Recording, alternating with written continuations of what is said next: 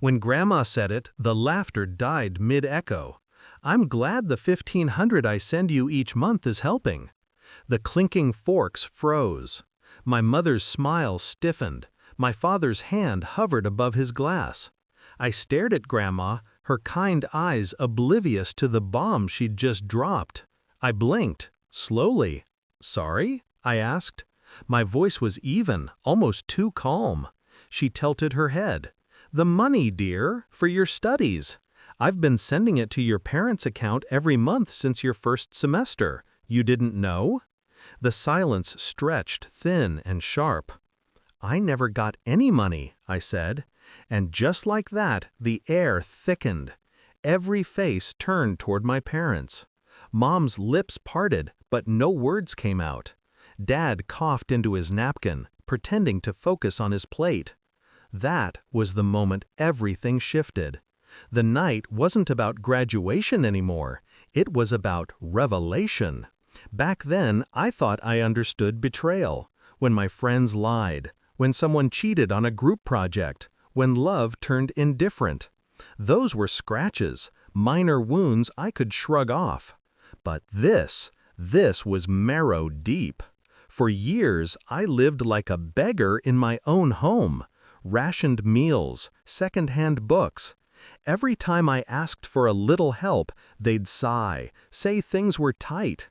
I worked part-time, skipped outings, skipped meals.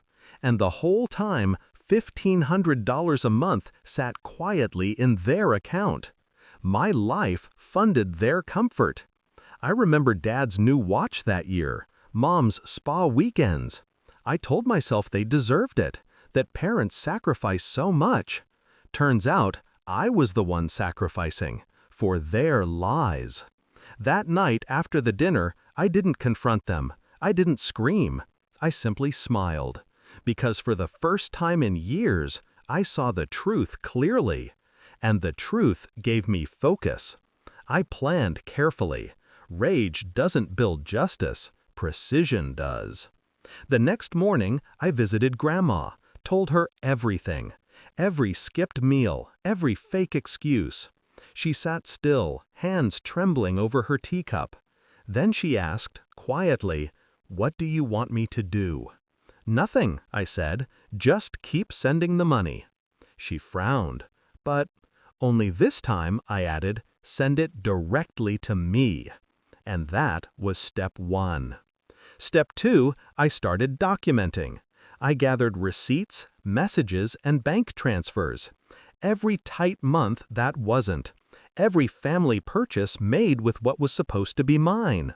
Step 3, I played along, pretended everything was fine, smiled at dinners, sent photos of my new internship. I told them I was saving up for grad school. And they believed it, because greed blinds people faster than love ever could. Graduation day. The restaurant glowed with laughter and champagne. My parents were radiant, performers in the spotlight of their own illusion. I let them have it. Grandma sat at the head of the table, proud. "You've grown into such a fine young man," she said. "Your parents did so much for you." I smiled at them both. They sure did. Then she said it, the line that broke the act. The $1,500. When I said I never got it, Grandma's face went pale. Then she turned slowly to look at them. "What's he talking about?" Mom started, "There must be some confusion," but Grandma cut her off. "You told me it was for tuition, that the university required direct deposits." I let the silence breathe. I wanted them to feel it, the humiliation, the disbelief, the panic. Then I reached into my jacket and placed a small folder on the table. "Just for clarity," I said, "here are the last 3 years of your bank statements, highlighted, every transfer, every purchase.